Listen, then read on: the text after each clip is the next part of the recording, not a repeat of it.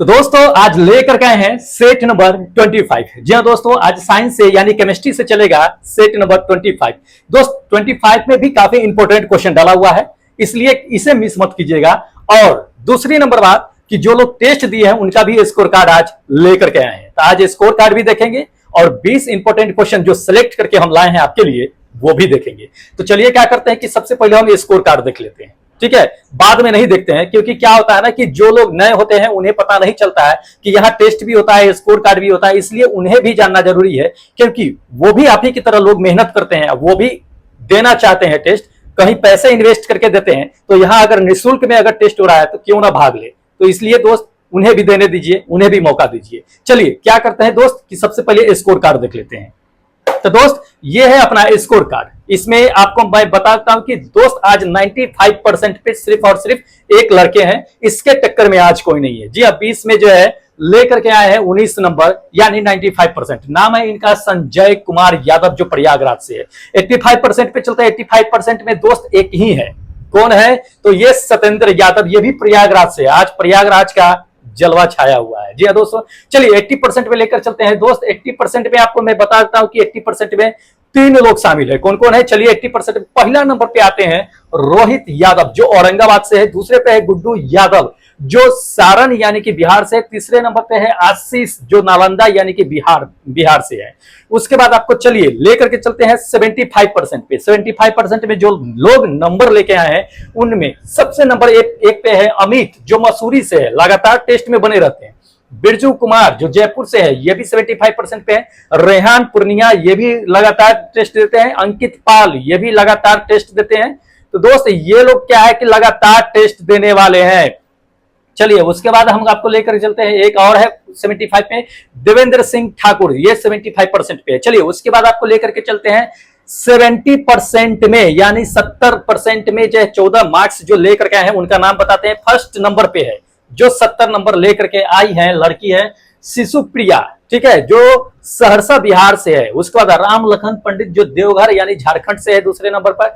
निधि वर्मा जो अयोध्या से है 70% पे है। उसके बाद जयंता वेस्ट बंगाल से है। उसका नीतीश कुमार यानी सिवान से है, ठीक है, चाचा जी नीतीश कुमार नहीं चलो ठीक है, नाम है नीतीश कुमार। उसके बाद मैं आपको बता देता हूं कि विकास कुमार जो शेखपुरा से है 70% पे है। चलिए उसके बाद जो आपको ले लेते हैं नाम फटाफट, क्या 65%, जो लोग 65% लेकर के आए हैं दोस्त उनका नाम फटाफट मैं ले लेता हूं। ये 65% वाले का है, लिस्ट में नाम है। आपको मैं बताता हूं कि सुरेंद्र जो है कुमार जो नवादा से है 65% पे है। उसका लखन मीना, ठीक है, श्यामलाल ये भी 65% पे है। उसके बाद यह है आकाश भाई, आप कहां से हो प्लीज लोकेशन नेक्स्ट टाइम से मेंशन कर दिया कीजिए, अच्छा लगता है। उसके बाद चलिए अवधेश कुमार जो मुरादाबाद यूपी से है। उसके बाद समंता, ठीक है, ये भी है देवनाथ, ठीक है, यहां से है। उसके बाद आपको बताते चलते हैं राकेश जो शिखर रयानी के राजस्थान से है, ये 60% पे है राकेश। तो 60% वाले का फटाफट क्या करते हैं कि नाम ले लेते हैं जो 60% पे है। जो सुमंता आपको बता ही दिया है कि देवनाथ जो है, ठीक है। उसके बाद चलिए राकेश तो बता ही दिए है जो कहा राजस्थान से, ये 60%। उसके बाद मनीष जो पटना से है, रेगुलर टेस्ट में बने रहते हैं, 60% पे है। उसके बाद वीके यूपी, ये क्या है ये पता नहीं, यूपी से दे रखे हैं, ये क्या है कि 60% पे है। चलिए अभी और लोग जो है क्या है कि 60% में शामिल है, तो 60% में शामिल होने वाले का नाम फटाफट और लेते चलते हैं। वीके के बाद आपका आता है राजेश कुमार, ठीक है, जो झारखंड से है, ये भी 60% पे है। उसका पवन मेलकानी जो नैनीताल से है, बहुत दिन बाद मिले हैं पवन मेलकानी। कहां थे, शायद कहीं भ्रमण पे निकले थे क्या, कोई नहीं, हो सकता है कोई काम में बिजी हो, लेकिन आए हैं। चलिए ठीक है, 60% पे है, मेहनत कीजिए दोस्त, आगे बढ़िएगा। संतोष कुमार जो मसूरी से है 60% पे है। उसके बाद दिलीप जो मोतिहारी से 60% पे है। नेहा जो गोवा से है, अच्छा गोवा GOA, हाँ गोवा। उसके बाद मुकेश सौ जो वेस्ट बंगाल से है, ये 55% पे है। 55% पे मुकेश भाई है जो वेस्ट बंगाल से है, देख लीजिए परसेंटेज इनका 55% पे। उधर पवन कुमार जो हनुमानगढ़ से है, ये भी 55% पे है। तो चलिए थोड़ा सा जो है क्या करते हैं 55% वाले का और जो है नाम बढ़ा के ले लेते हैं। 55% वाले का मनोज जो क्या है कि रैकवार यानी कि MP से है, ये भी 55% पे है। उसके बाद गौरव जो नालंदा से है, ये भी 55% पे है। चलिए उसके बाद आपको बताते हैं कि 50% में कौन कौन लोग शामिल है, उनका नाम फटाफट लेते चलते हैं। तो 50% में जो है अंजलि पाल, जो फर्रुखाबाद से है, शायद यूपी में पता है मेरे ख्याल से, कोई नहीं। आशीष जो कहा है चंदौली से, चंदौल से है, ये भी जो है 50% पे है। भीम कुमार, भाई भीम कुमार आप कहां से हो, प्लीज लोकेशन मेंशन कीजिए, 50% लेकर के है, अच्छा मार्क्स है, मेहनत कीजिए। उसके बाद आकाश दुबे जो गया से है, ठीक है। उसके बाद यह राम, राम जो है क्या है कि एमपी से है, ये भी 50% पे है। दोस्त आज जो है बहुत लोगों ने टेस्ट दिया है, सबका नाम लेना पॉसिबल नहीं है। चलिए जो लोग हैं कुछ बचे हुए 50% तक ही नाम ले लेते हैं, क्योंकि ज्यादा लेट हो जाएगा। चलिए उसके बाद है कि आपका जो है नाम है नीलांबर, नीलांबर कुमार जो कहाँ है, देवघर से है, ये भी 50% पे है। उसके बाद आपका बताते हैं कि अभिमन्यु जो बिहार से 50% पे है। अभिजीत जो सहरसा सहारनपुर से है। तो उसके बाद है रणवीर जो पटना से, अच्छा रणवीर भाई पटना से हो आप, आपको हम बताए थे कि लोकेशन मेंशन कीजिएगा, आखिर आपने लोकेशन मेंशन किया, अच्छा लगा है दोस्त। इसी तरह से क्या कीजिए कि लोकेशन मेंशन कीजिए, आपका 50% मार्क्स है रणवीर भाई, ठीक है। तो प्लीज लोकेशन इसी तरह से मेंशन कीजिए। चलिए मैं बता देता हूं कि जो लोग नए हैं, मैं दोस्त उनको बता देता हूं कि अगर आप टेस्ट देना चाहते हैं, जिस तरह से यहाँ पे स्कोर कार्ड आता है, ठीक उसी तरह से आपका भी स्कोर कार्ड आएगा। अगर आप टेस्ट दीजिएगा तो साइंस से टेस्ट लिया जाता है, टेक्नीशियन ग्रेड 3 चाहे एएलपी वाले हैं वो भी टेस्ट दे सकते हैं, उसका भी सिलेबस सेम ही है, ठीक है। तो चलिए जिन लोगों को टेस्ट देना मैं बताता हूं कि वीडियो के नीचे मेरे चैनल के नाम और वीडियो के बीच में मोर लिखा होगा, मोर को दबाइएगा, उसमें एक नया लिंक, जितने भी सारे लिंक है उसमें आपको दिया होगा, ध्यान से पढ़िएगा। टेस्ट का आरआरबी टेस्ट टेक्नीशियन टेस्ट का लिंक होगा और उसके नीचे पासकोड होगा। दोस्त पासकोड भी डालना है, पासकोड डालना मत भूलिएगा वरना नहीं खुलेगा, ध्यान रखिएगा। वहां से टेस्ट दे लीजिएगा। और इस सब का पीडीएफ अगर चाहिए, और जो पढ़ाएंगे दोस्त 20 इंपोर्टेंट क्वेश्चन जो डेली लाते हैं हम आपके लिए काफी मेहनत करके, उसका अगर पीडीएफ चाहिए तो दोस्त टेलीग्राम से ज्वाइन हो जाएगा, उसी में सारा लिंक दिया हुआ है। टेलीग्राम का लिंक, आपका टेस्ट का लिंक, जितने भी पीडीएफ है सारे का लिंक सारा उसी में दिया हुआ है। तो एक बार जाकर के क्या कीजिए, चेकआउट कर लीजिए, पता लग जाएगा, ठीक है। जो लोग नए हैं उनके लिए मैं बताता हूं।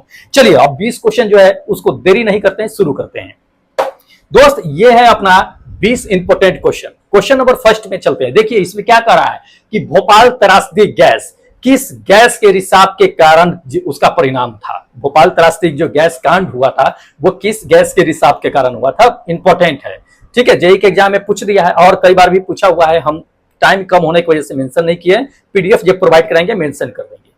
किस गैस के कारण जो है भोपाल गैस कांड हुआ था, त्रासदी हुआ था, इसमें बताना है। पहला ऑप्शन देख लीजिए, पहला ऑप्शन कहता है कि सोडियम आइसोसाइनाइड की वजह से, या दूसरा नंबर कहता है कि पोटेशियम आइसोसाइनाइड की वजह से, या तीसरा कहता है कि इथाइल आइसोसाइनाइड, और चौथा कहता है कि मिथाइल आइसोसाइनाइड की वजह से। किसकी वजह से भोपाल त्रासदी गैस कांड हुआ था रिसाव के कारण, ध्यान रखिएगा, बहुत बड़ा कांड हुआ था। आपको मैं पूरा डिटेल से बताता हूं, पहले जान लीजिए कि ऑप्शन क्या है कि भोपाल गैस त्रासदी जो कांड हुआ था किस गैस की वजह से हुआ था। दोस्त ये fourth number methyl isocyanide gas के रिसाव के कारण हुआ था। आपको हम बताते हैं कि ये कैसे कांड हुआ था। ध्यान रखिए भोपाल जो है मध्य प्रदेश में एक राज्य है, वहीं पे ये गैस कांड हुआ था। किस कहां पे हुआ था, तो भोपाल में एक कंपनी थी। कौन सी कंपनी थी, यूनियन कार्बाइड नाम की एक कंपनी थी, कारखाना जो चल रही थी, वो कारखाना चल रही थी। अचानक उसमें क्या हुआ, किसी फॉल्ट की वजह से गैस का रिसाव होना शुरू हो गया था। हो सकता है कि मेंटेनेंस न किया गया हो सही ढंग से, या मे भी हो सकता है कि मशीनें जर्जर हो गई हो, या बहुत से कारण हो सकते हैं, या छोटी सी मिस्टेक हो सकती है, किसी वजह से उसमें गैस का रिसाव मिथाइल आइसोसाइनाइड का क्या हुआ कि रिसाव होना शुरू हो गया था। और इतना बड़ा रिसाव हुआ, उसकी वजह से इतना बड़ा कांड हो गया दोस्त कि उसमें लगभग 15,000 लोगों की जान गई थी। जान लीजिए 15,000 लोगों की उसमें जान चली गई थी। और बहुत सारे ऐसे लोग थे जो शरीर से अपंग और आंखों से अंधे हो गए थे उस गैस की वजह से। अब ये जो कंपनी थी मिथाइल आइसोसाइनाइड, जो आपको यूनियन कार्बाइड जो हम बताते हैं कंपनी, वो क्या बनाती थी आखिर मिथाइल आइसोसाइनाइड से, ध्यान रखिए वो कीटनाशक दवा बनाती थी। मिथाइल आइसोसाइनाइड से क्या करती थी, कीटनाशक बनाने की एक कंपनी थी, ध्यान रखिएगा। उसी से ये गैस रिसाव हुआ था और उसी से ये कांड हुआ था, बहुत बड़ा कांड हुआ था। ये मतलब कहिए तो मध्य प्रदेश यानी भोपाल के लिए एक ब्लैक डे की तरह माना जाता है, बहुत दुखद समय था। ये कब हुआ था आपको हम बता देते हैं, कभी कभी हो सकता है आपको डेट भी पूछा जा सके कि मिथाइल आइसोसाइनेट भोपाल में जो त्रासदी गैस कांड हुई थी वो कब हुई थी। ध्यान रखिएगा 3 दिसंबर 1984 को, 3 दिसंबर 1984 को यह कांड हुआ था और यह बहुत बड़ी त्रासदी थी, ध्यान रखिएगा। चलिए अगले क्वेश्चन पे चलते हैं दोस्त। अगला क्वेश्चन सेकंड नंबर क्वेश्चन दे दिया है, यह भी इंपॉर्टेंट है, जेईई के एग्जाम में पूछ दिया है कि पेट्रोल की गाड़ी का एग्जॉस्ट जैसे न्यूनतम हाइड्रोकार्बन निर्मुक्त होगा, कब होगा? एग्जॉस्ट से, एग्जॉस्ट मतलब क्या, साइलेंसर से जो निकलता है पेट्रोल की गाड़ी से, कब जो है न्यूनतम कार्बोहाइड्रेट जो है निर्मुक्त होता है, कब होता है, यह ध्यान रखना है। पहला देखिए कि हो सकता है कि गाड़ी स्थिर हो, बंद नहीं हो, स्थिर हो, ध्यान रखिएगा। दूसरा नंबर कह रहा है कि गाड़ी जब चल रही हो तो उसे ब्रेक लगाते समय हो सकता है कि न्यूनतम हाइड्रोकार्बन जो है निर्मुक्त होगा। या तीसरा नंबर कह रहा है कि वो तेज गाड़ी चल रही होगी तब जो है कम हाइड्रोकार्बन जो है निर्मुक्त हो सकती है। या चौथा कहता है कि नहीं, गाड़ी जो है धीमे धीमे चलेगी तब जो है हाइड्रोकार्बन कम निर्मुक्त होगी। दोस्त कब होगी ये, तो ध्यान रखिएगा, आपको हम बताते हैं कि जब गाड़ी खड़ी रहेगी ना और गाड़ी स्टार्ट रहेगी, खड़ी रहेगी, उस समय सबसे ज्यादा जो है हाइड्रोकार्बन निर्मुक्त होती है, क्योंकि ईंधन जो होती है वो पूरी रूप से जलती नहीं है। लेकिन अगर गाड़ी चल रही है तो दोस्त, गाड़ी अगर चल रही है तो उस समय सबसे कम हाइड्रोकार्बन निर्मुक्त होगी, क्योंकि उस समय ईंधन क्या होगी कि पूरी तरह से उसका खपत होगा, अच्छे से उसका जो है क्या होगा कि जलन होगा, उष्मा प्रदान करेगा। तो ये चीजें है, ध्यान रखिएगा। थर्ड नंबर मेरा ऑप्शन क्या है कि बिल्कुल करेक्ट होगा, ठीक है। चलिए अगला क्वेश्चन देख लीजिए। अगला क्वेश्चन कहता है शर्करा को अल्कोहल में परिवर्तन करने की प्रक्रिया निम्नलिखित में से क्या कहलाती है? जी हाँ, शर्करा है उसे अल्कोहल में परिवर्तन करने की प्रक्रिया जो होती है क्या कहलाती है?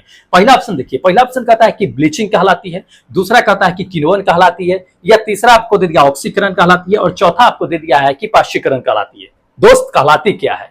शर्करा को अल्कोहल में जब परिवर्तन करते हैं तो ध्यान रखिएगा, शर्करा को जब अल्कोहल में परिवर्तन करते हैं तो दोस्त ये किण्वन कहलाती है। कवक होता है, कवक को क्या होता है शर्करा में कन्वर्ट किया जाता है, परिवर्तन किया जाता है, तो ये किण्वन की प्रक्रिया होती है। ये सेकंड नंबर मेरा ऑप्शन क्या होगा कि बिल्कुल करेक्ट होगा। दोस्त एनटीपीसी के एग्जाम में पूछा गया है, इसलिए ध्यान में रखिएगा। चलिए अगला क्वेश्चन देख लीजिए। अगला क्वेश्चन कहता है कि मीठे शीतल पेय, मीठे शीतल पेय यानी कि सॉफ्ट ड्रिंक का मुख्य घटक क्या होता है? जी हाँ, क्या होता है इसमें मुख्य घटक क्या मिला होता है? पहला ऑप्शन देख लीजिए। पहला ऑप्शन कहता है कि कार्बोनेटेड पानी होता है, तो जी हाँ कार्बोनेटेड पानी ही होता है। ये मेरा फर्स्ट नंबर ही ऑप्शन करेक्ट होगा कि कार्बोनेटेड पानी होता है। शीतल जो मीठे शीतल पेय जो होता है, सॉफ्ट ड्रिंक जो होता है, उसमें ये मिला होता है, तो इसको ध्यान में रखिएगा। चलिए अगला क्वेश्चन देख लीजिए। अगला क्वेश्चन कहता है कि निम्नलिखित में से कौन सा कथन जो है सही या गलत है? ठीक है, कौन सा कथन सही या गलत है? तो ध्यान रखिएगा, पहला ऑप्शन देख लीजिए। कथन स्टेटमेंट क्या दे दिया है? स्टेटमेंट दे दिया है, आपको कह रहा है कि सोडियम का लैटिन नाम नेट्रियम है, या दूसरा कहता है कि चांदी का लैटिनियम नाम जो है अर्जेंटिनम है। क्या ये दोनों सही है या दोनों गलत है, या दोनों में से कौन सही है कौन गलत है, यही पहचानना है। एएलपी के एग्जाम में 2018 में क्वेश्चन पूछ दिया है। तो पहला देख लीजिए, पहला इसमें कहता है कि कथन केवल ए सही है, दूसरा कहता है नहीं कथन केवल बी सही है, तीसरा कहता है कि नहीं ए और बी दोनों सही है, चौथा कहता है कि ए और बी दोनों गलत है। दोस्त है क्या सोडियम का नाम जो है लैटिन नाम जो है नेटेरियम होता है, और चांदी का नाम क्या अर्जेंटीनम होता है? तो जी हाँ बिल्कुल सही है, दोनों सही है। ये थर्ड नंबर मेरा ऑप्शन क्या होगा कि बिल्कुल करेक्ट होगा। देखिए सोडियम का संकेत क्या होता है? संकेत क्या होता है? Na होता है। Na बहुत सारे ऐसे एलिमेंट्स है जिसका नाम जो है उसके संकेत पे ही रखा गया है, तो सोडियम भी है जिसको नेट्रियम Na से सूचित करते हैं, नेट्रियम ही नाम होता है। Ag होता है सोना, जिसको अर्जेंटीनम के नाम से जानते हैं, तो उसके संकेत के नाम पे ही ये रखा गया है, तो इंपॉर्टेंट है, ध्यान रखना है इसे। चलिए अगले क्वेश्चन पे लेके चलते हैं दोस्त। अगला क्वेश्चन आपको इसमें दे दिया है, कहता है कि निम्नलिखित गैसों में से किसकी वजह से ब्रेड में क्या होता है कि ब्रेड या केक जो है फूलता है और नरम सुगंधित बन जाता है? जी हाँ, ब्रेड में किसका इस्तेमाल करते हैं, मतलब किस वजह से होता है? इस्तेमाल तो हम कुछ और करते हैं, लेकिन इसमें दिया हुआ किस वजह से, ध्यान रखिएगा। एएलपी के एग्जाम में पूछ दिया है। पहला ऑप्शन कहता है कि CO यानी कार्बन मोनोऑक्साइड गैस, दूसरा कहता है कि हाइड्रोजन क्या H2 यानी कि हाइड्रोजन मिला होता है, या तीसरा इसमें कह रहा है कि कार्बन डाइऑक्साइड, या चौथा कहता है इसमें ऑक्सीजन। तो ध्यान रखिएगा, ब्रेड जो बनता है तो दोस्त उसमें होता क्या है, उसमें क्या डाला जाता है, तो दोस्त उसमें बेकिंग सोडा डाला जाता है, खाबो सोडा जिसको बोलते हैं, तो वो डाला जाता है। जब उसको आग में डालते हैं ना तो वो रासायनिक अभिक्रिया करके कार्बन डाइऑक्साइड छोड़ता है। तो ये थर्ड नंबर मेरा ऑप्शन करेक्ट होगा, CO2 कार्बन डाइऑक्साइड।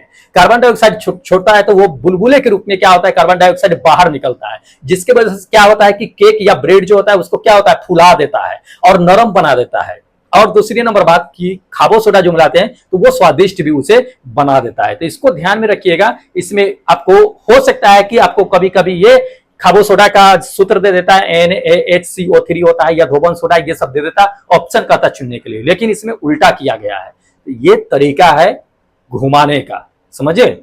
चलिए अगले क्वेश्चन देख लीजिए दोस्त। अगला क्वेश्चन इसमें कहता है कि निम्नलिखित में से किसमें रासायनिक संयोजक के दो महत्वपूर्ण नियमों की जो है स्थापना करके जो रासायनिक विज्ञान की नींव रखी थी। जी हाँ, इनमें से कौन थे जो दो रासायनिक महत्वपूर्ण नियमों को स्थापना करके रासायनिक विज्ञान का, केमिस्ट्री का क्या है कि नींव रखा गया था, किनके द्वारा। पहला देख लीजिए, कहता है कि अर्नेस्ट रदरफोर्ड साहब के द्वारा, या डेमिक्रिट्स के द्वारा, या थर्ड नंबर में कहता है जोसेफ एल प्राउस्ट के द्वारा, या चौथा इसमें कह रहा है कि एंटोजन एल लेवोजियर साहब के द्वारा। किसके द्वारा, तो ध्यान रखिएगा, आपको हम बताते हैं। ये फोर्थ नंबर मेरा ऑप्शन करेक्ट होगा, एंटोजन लेवोजियर साहब के द्वारा। ठीक है, इन्होंने ही क्या किया था कि रसायन विज्ञान की नींव रखी थी। इसको ध्यान में रखिएगा, इंपॉर्टेंट है। चलिए अगला क्वेश्चन देख लीजिए। अगला क्वेश्चन दे दिया कि असंतुलित रासायनिक समीकरण को क्या कहा जाता है। जी हाँ, अगर रासायनिक अभिक्रिया हो रहा है तो उसमें क्या होता है कि बैलेंस किया जाता है या बैलेंस होता है। तो तीर के इस पार अभिकारक, तीर के उस पार क्या होता है कि प्रतिफल होता है। तो उसमें क्या होता है कि असंतुलित होता है रासायनिक समीकरण, तो हो जाता है लेकिन बैलेंस नहीं करते हैं तो वो असंतुलित ही रहता है। तो असंतुलित रासायनिक अभिक्रिया क्या कहलाता है। हो सकता है कि हम बाद में बैलेंस करते हो, 2-4 से गुना दाएं बाएं करते हैं ना बैलेंस करने के लिए, तो बिना बैलेंस किया हुआ जो है रासायनिक अभिक्रिया, इसमें कहता है रासायनिक समीकरण क्या कहलाता है। ध्यान रखिए, पहला इसमें कहता है आपको कि जटिल रासायनिक समीकरण कहलाता है, या दूसरा कहता है कि कंकाल रासायनिक समीकरण कहलाता है, या तीसरा इसमें आपको कह रहा है कि प्राकृतिक रासायनिक समीकरण कहलाता है, चौथा कहता है कि रफ रासायनिक समीकरण कहलाता है। दोस्त क्या कहलाता है, असंतुलित रासायनिक समीकरण। ध्यान रखिएगा, असंतुलित रासायनिक समीकरण जो होता है दोस्त, ये सेकेंड नंबर कंकाल रासायनिक समीकरण, स्केलेटन केमिकल इक्वेशन कहा जाता है। ध्यान रखिएगा, ये सेकेंड नंबर मेरा ऑप्शन करेक्ट होगा, जो असंतुलित होता है। संतुलित की बातें नहीं कर रहे हैं हम, ध्यान रखिएगा। चलिए अगला क्वेश्चन दोस्त इसमें दे दिया है आपको कि इनमें से कौन सा पदार्थ फ्लोसेंट ट्यूब में जो है उपस्थित गैसों की क्या कही प्रकृति के आधार पर एक विशेष रंग के साथ चमकता है। जी हाँ, तो ध्यान रखिएगा, आपको हम बता देते हैं कि फ्लोसेंट में ट्यूब में जो इस्तेमाल किया जाता है ये फर्स्ट नंबर जो है प्लाज्मा। ठीक है, प्लाज्मा क्या है कि आपका बता देते हैं कि पदार्थ का जो है 5वां अवस्था प्लाज्मा है, चौथा बोस आइंस्टीन है। ध्यान रखिएगा इस चीज को। तो इसको ये जो थर्ड नंबर दिख रहे हैं ये चौथा है, प्लाज्मा जो है 5वां है पदार्थ का। तो हो सकता है कि कभी कभी आपको दे दे कि पदार्थ के 5वें अवस्था का नाम क्या है या चौथे अवस्था का नाम क्या है, तो कंफ्यूज मत होइएगा, आराम से मार दीजिएगा। ठीक है, अगला क्वेश्चन देख लीजिए। अगला क्वेश्चन कहता है कि सूखी बर्फ यानी कि ड्राई आइस क्या है। जी हाँ दोस्तों, सब लोग जानते हैं अच्छी तरह से, बच्चे वाली क्वेश्चन है, तो जानते हैं हम लोग कि ठोस यानी सूखी या ठोस कह सकते हैं, या ड्राई आइस कहिए, सूखी बर्फ कहिए, ये जो होता है ये थर्ड नंबर कार्बन डाइऑक्साइड होता है। आपको पता है ना कि ठोस के रूप में होता है, लेकिन ध्यान रखिए कभी कभी ये पूछा जाता है कि ड्राई आइस, कार्बन डाइऑक्साइड को सूखी यानी ड्राई आइस क्यों कहा जाता है। ध्यान रखिएगा, इसलिए कहा जाता है कि देखिए ये कार्बन डाइऑक्साइड गैस रूप में होती है, जब इसको एक बार कम किया जाता है, एक बार कम किया जाता है तो ये क्या होता है कि ठोस में परिवर्तित हो जाता है। ध्यान रखिएगा, इंपॉर्टेंट है। ठीक है, चलिए नेक्स्ट क्वेश्चन लेकर के चलते हैं। अगला क्वेश्चन दोस्त इसमें दे दिया है कि निम्नलिखित में से किस तत्व को वंडर एलिमेंट के नाम से जाना जाता है। जी हाँ, वंडर एलिमेंट के नाम से जाना जाता है किसको। पहला ऑप्शन देख लीजिए। पहला इसमें कहता है कि सोना को, दूसरा कहता है कि लिथियम को, तीसरा कहता है टाइटेनियम को, और चौथा इसमें आपको कह रहा है पारा को। किसे, तो ध्यान रखिएगा, इंपॉर्टेंट है। आपको हम बता देते हैं कि वंडर एलिमेंट के नाम से जो जाना जाता है ये थर्ड नंबर होगा मेरा ऑप्शन, टाइटेनियम को। टाइटेनियम को वंडर एलिमेंट के नाम से जानते हैं। ठीक है, चलिए अगला क्वेश्चन आपको दिखाते हैं दोस्त। अगला क्वेश्चन दे दिया कि 2015 में निम्नलिखित में से किसकी किसकी जो है मेटर को एक नए टेस्ट के रूप में जो है खोज की गई थी। जी हाँ दोस्तों, इंपॉर्टेंट है, ध्यान रखिएगा। 2015 में ही किया गया था, ज्यादा समय की बात नहीं है, ज्यादा वक्त भी नहीं हुआ है, बहुत कम वक्त हुआ है, उसी समय की बात बता रहे हैं कि किसकी जो है मैटर नए जो है स्टेट के रूप में जो है खोज किया गया था। तो पहला देख लीजिए, इसमें ऑप्शन आपको दे दिया है कि जॉन रेनर के धातु को, या दूसरा नंबर दे दिया है कि जॉन टेलर धातु को, या तीसरा इसमें दे दिया है कि रेनर टेलर धातु को, या चौथा दे दिया है इसमें जॉन रेनर टेलर धातु को। किसके एक नए स्टेट के रूप में खोज की गई थी? ध्यान रखिएगा, आपको हम बता देते हैं, ये सेकेंड नंबर मेरा ऑप्शन करेक्ट होगा, जॉन टेलर धातु को। किसे? जॉन टेलर धातु को। ये सेकेंड नंबर मेरा ऑप्शन बिल्कुल करेक्ट होगा। ठीक है, इसी के जो है क्या हुआ था कि नए स्टेट के रूप में खोज की गई थी 2015 में।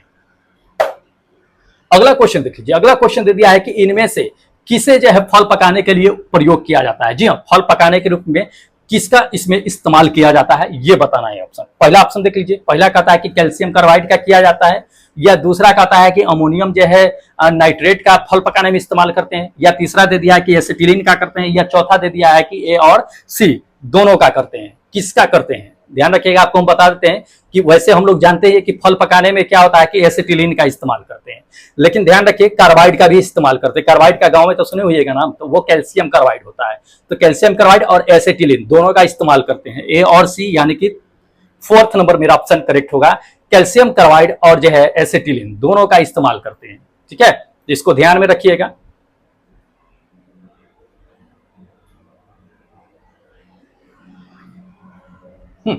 चलिए अगले क्वेश्चन पे हम लेकर के चलते हैं दोस्त। अगला क्वेश्चन इसमें दे दिया है आपको, कहता है कि चीनी का लवण का रासायनिक नाम क्या है। चीनी लवण का रासायनिक नाम इसमें कह रहा है, चीनी का नहीं कह रहा है। ठीक है, जिसका उपयोग हम क्या करते हैं कि चीनी व्यंजन के रूप में इस्तेमाल करते हैं या तैयार करते हैं।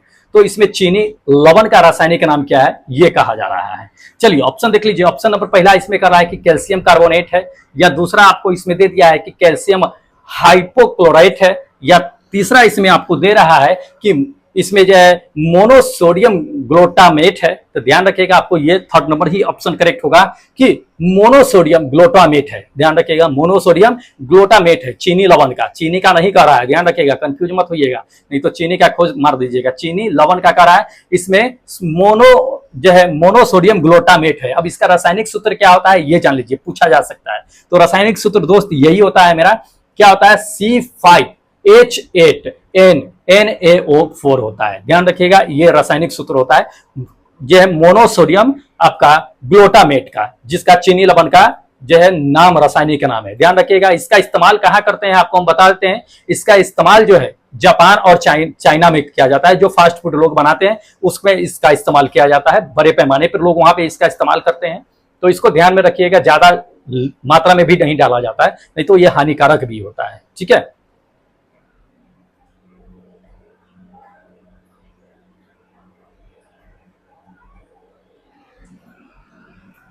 हाँ, तो चलिए अगला क्वेश्चन दिखाते हैं दोस्त। अगला क्वेश्चन इसमें दे दिया है कि परमाणु बलों के सिद्धांत की खोज किसने की थी। जी हाँ, परमाणु बलों के सिद्धांत की खोज किसने किया था ये बताना है। पहला ऑप्शन देख लीजिए, पहला ऑप्शन इसमें आपको कहता है कि हिदेकी युकावा ने किया था, या दूसरा नंबर इसमें कह रहा है कि एस.एन. बोस ने किया था, या तीसरा नंबर आपको कह रहा है कि जे.सी. बोस ने किया था, या चौथा इसमें कह रहा है आपको जे.जे. थॉमसन ने किया था। दोस्त किसने किया था परमाणु बलों के सिद्धांत का खोज? ध्यान रखिएगा, आपको हम बता देते हैं कि परमाणु बलों के सिद्धांत का जो खोज किया था ये फर्स्ट नंबर किसने, हिदेकी युकावा ने किया था। ध्यान रखिएगा, हिदेकी युकावा ने किया था। अब चलिए आपको हम कुछ बता देते हैं, जैसे कि इसमें दिया हुआ है, तो वो आपको हम बता देते हैं कि जैसे कि एस.एन. बोस ने क्या किया था, तो उन्होंने बोसान कण का खोज किया था, बोसान कण का। उसके बाद आपको बताते हैं जे.सी. बोस ने किसने क्या चीज का खोज किया था, तो ये क्रेस्कोग्राफ का खोज किया था। जे.जे. थॉमसन साहब ने क्या किया था, तो ये इलेक्ट्रॉन का खोज किया था। ध्यान रखिएगा, ये सब हो सकता है कि ऑप्शन वाइज आपसे पूछा जा सके, हो सकता है कुछ भी। चलिए अगला क्वेश्चन देख लीजिए। अगला क्वेश्चन इसमें कहता है कि रेसिडेटी क्या होता है। जी हाँ, रेसिडेटी होता क्या है ये पहले आपको बताना है कि रेसिडेटी होता क्या है। ऑप्शन पहले देख लीजिए, हो सकता है कि कहता है कि यह फलों का पकाना है, रेसिडिटी जो होता है सो, या दूसरा नंबर इसमें कह रहा है कि यह जो फैटी एसिड का ऑक्सीकरण होता है, या तीसरा नंबर इसमें कह रहा है कि अम्ल वर्षा होता है, या चौथा नंबर कह रहा है कि विरंजन होता है। दोस्त होता क्या है रेसिडिटी? ध्यान रखिएगा, रेसिडिटी जो होता है दोस्त, ये सेकेंड नंबर मेरा होता है कि फैटी एसिड का ऑक्सीकरण होता है। फैटी एसिड का ऑक्सीकरण होता है, ध्यान रखिएगा। चलिए अगला क्वेश्चन देखिए, अगला क्वेश्चन इसमें कहता है कि सिलिका घुलनशील होता है, सिलिका किसमें घुलता है ये बताना है। तो ऑप्शन देख लीजिए, ऑप्शन पहला आपको क्या आ रहा है कि HNO3 क्या इसमें घुलता है, या दूसरा H2SO4 सल्फ्यूरिक अम्ल इसमें घुलता है, या हाइड्रोक्लोरिक अम्ल में घुलता है, या चौथा दे दिया है कि HF हाइड्रोजन फ्लोराइड इसमें घुलता है। तो ध्यान रखिएगा सिलिका जो है दोस्त इसे हाइड्रोजन फ्लोराइड में ही घुलता है, ये फोर्थ नंबर में है, ठीक है। तो इसमें सिलिका आसानी से घुल जाता है, ध्यान में रखना है। चलिए अगला क्वेश्चन दिखाते हैं। अगला क्वेश्चन दोस्त इसमें दे दिया कि कोयला और पेट्रोलियम के दहन से डैश के ऑक्साइड का निर्माण होता है। जी हाँ, कोयला और पेट्रोलियम का जब दहन होता है तो उसमें किसका निर्माण होता है। पहला देखिए कहता है कि सल्फर और जो फास्फोरस का निर्माण होता है, या दूसरा नंबर कहता है कि नाइट्रोजन फास्फोरस का निर्माण होता है, तीसरा नंबर इसमें कह रहा है कि सल्फर और कैल्शियम का निर्माण होता है, चौथा कहता है कि नाइट्रोजन और सल्फर का निर्माण होता है। दोस्त किसका निर्माण होता है, कोयले और पेट्रोलियम के दहन से। तो ध्यान रखिएगा जब कोयला और पेट्रोलियम जलता है, दहन होता है, तब ये फोर्थ नंबर नाइट्रोजन और सल्फर का निर्माण होता है। यही क्या होता है कि अम्ल वर्षा कराने में सबसे बड़ा जो है कारक होता है, ध्यान रखिएगा। इसीलिए क्या है ना कि फैक्ट्रियों में जो है ये सब इस्तेमाल किया जाता है, फैक्ट्री जहां भी होती है वहां अम्ल वर्षा ज्यादा होती है, इसी के वजह से होता है, नाइट्रोजन और सल्फर की वजह से, ध्यान रखिएगा। चलिए अगला क्वेश्चन देख लीजिए, अगला क्वेश्चन दे दिया कि थर्मल बैटरी बनाने में दुनिया की पहली सुविधा का उद्घाटन कहां किया गया था। जी हाँ, थर्मल बैटरी बना था तो वो दुनिया का पहला सुविधा उद्घाटन किया गया था, कहां किया गया था, वो भी अपने भारत में ही किया गया था, दुनिया का पहला, ध्यान रखिएगा। तो कहां किया गया था, पहला ऑप्शन कहता है कि दिल्ली में, दूसरा कहता है कि तमिलनाडु में, तीसरा नंबर कहता है कि केरल में, चौथा कह रहा है कि आंध्र प्रदेश में। दोस्त थर्मल बैटरी कहां पे इन्वेंट किया गया था, सबसे पहले उद्घाटन कहां किया गया था, ध्यान रखिएगा। सबसे बड़ा रिसर्चर उधर ही पाया जाता है, केरल साइड में, तो ये आंध्र में किया गया था, केरल में नहीं, आंध्र प्रदेश में, ध्यान रखिएगा। आंध्र प्रदेश में दुनिया का सबसे बड़ा थर्मल जो है किया गया था बैटरी का निर्माण। अब ध्यान रखिए थर्मल पावर का निर्माण कब किया गया था ये भी बता देते हैं। 6 अगस्त 2018 को, ज्यादा समय नहीं हुआ है, 6 अगस्त 2018 को किया गया था। इसका इस्तेमाल कहां होता है ये जान लीजिए। तो क्या होता है कि बड़े बड़े दूरसंचार जो होता है, टेलीकॉम जो होता है कंपनी, उसमें किया जाता है। उसके बाद जो है आपको हम बताते हैं बड़े बड़े वाहन जो होते हैं वहां पे किया जाता है। हाईवे चार्जिंग जो लगा होता है, installation charge station, power station जो होता है चार्ज करने के लिए, वहां पे किया जाता है। एनर्जी को स्टोरेज करने में किया जाता है, ये चीज में क्या किया जाता है, थर्मल बैटरी का इस्तेमाल किया जाता है। नाम से ही पता चलता है ना, थर्मल बैटरी। चलिए लास्ट क्वेश्चन दिखाते हैं दोस्त, ये मेरा अपना लास्ट क्वेश्चन है 20 क्वेश्चन का। तो पहला देख लीजिए, लास्ट क्वेश्चन दिखाते हैं, लास्ट है ये, कहता है कि फलों को लंबे समय तक ठंडे में जो भंडारण में संरक्षित रखा जाता है, क्यों रखा जाता है, उसमें क्या होता है, किस तरह से रखा जाता है, ध्यान रखिए। अगर फलों है चाहे सब्जी है, कोई भी चीज है, अगर उसे कोल्ड स्टोरेज में ठंडा करके रखा जाता है लंबे समय तक के लिए, तो उसमें क्या होता है, इतना ठंड कर दिया जाता है कि उसमें जीवाणु जो होता है वो पनपता नहीं है। तो उसमें क्यों नहीं पनपता है, क्योंकि उसमें फल सब्जी जो भी होती है उसकी शोषण दर को बहुत कम कर देता है। क्या करता है, उसकी शोषण दर को बहुत कम कर देता है, जिसकी वजह से क्या होता है, जीवाणु या जितने भी विषाणु वो नहीं पनपते हैं वहां पे। तो ये फोर्थ नंबर मेरा ऑप्शन करेक्ट होगा कि फलों के शोषण दर को बहुत कम कर देता है, जिस वजह से जीवाणु वहां नहीं पनपते हैं। ठीक है, तो दोस्त ये था अपना 20 इंपॉर्टेंट क्वेश्चन जो काफी इंपॉर्टेंट है टेक्नीशियन ग्रेड 3 में और ALP में आने की संभावना है, इससे मिस मत करिएगा। चलिए, जो लोग अभी तक चैनल सब्सक्राइब नहीं किए हैं दोस्त सब्सक्राइब कर लीजिए, क्योंकि काफी इंपॉर्टेंट क्वेश्चन हम डेली लेकर के आते हैं आपके लिए। काफी मेहनत करना पड़ता है, PDF तैयार करना पड़ता है, फिर आपके लिए वीडियो बनाना पड़ता है, तो काफी मेहनत करना पड़ता है दोस्त। ड्यूटी करने के साथ साथ, नौकरी करने के साथ साथ हम आपके लिए इतना कर रहे हैं, तो दोस्त एक सब्सक्राइब तो बनता ही है। तो दोस्त प्लीज सब्सक्राइब कर लीजिए, आपके लिए भी बेनिफिट होगा, क्योंकि हम आप ही के लिए ये सब काम कर रहे हैं। चलिए, और आपको बताते हैं कि जो लोग टेस्ट नहीं दिए दोस्त टेस्ट दे लीजिए। एक नया लिंक डाल दिया गया है नीचे डिस्क्रिप्शन बॉक्स में नया लिंक डाल दिया गया है, तो फटाफट क्या कीजिए कि जाकर के टेस्ट दे लीजिए, मिस मत कीजिए टेस्ट को, क्योंकि उसमें भी काफी इंपॉर्टेंट क्वेश्चन होता है, तो इसे मिस मत कीजिएगा। ठीक है, चलिए अब क्या होगा कि लास्ट जो है आपका क्या होगा कि कल जो होगा वो लास्ट इसका क्लास होगा केमिस्ट्री का। उसके बाद आपको ये बताना है, जो लोग अगर अभी तक वीडियो में बने हुए हैं उनसे मैं आपको बताता हूं कि उनसे पूछना चाहता हूं कि दोस्त इसके बाद क्या सेट चलाया जाए, या फिजिक्स केमिस्ट्री बायोलॉजी ये तीनों का मिक्स चला दिया जाए, या एनसीईआरटी एग्जाम्पलर चला दिया जाए जो 6 क्लास से लेकर के 12th क्लास तक का होता है। क्या चलाया जाए, आप कमेंट बॉक्स में ये जरूर जो है आप सजेस्ट कीजिएगा कि क्या चलाया जाए। आप लोग जो कहिएगा वही चलेगा। एनसीईआरटी एग्जाम्पलर अगर पढ़ना होगा तो वो 6 से लेकर के 6 क्लास से लेकर के 12th क्लास तक के जो है पढ़ा दिया जाएगा, आपको दे दिया जाएगा। या अगर आपको तीनों का मिक्स चाहिए तो मिक्स चला देंगे आपको। तो आपको डिसाइड करना है क्या करना है, नहीं करना, प्लीज कमेंट करके जरूर बताइएगा। चलिए फिर मिलते हैं हम एक नए वीडियो के साथ, तब तक जय हिंद दोस्तों।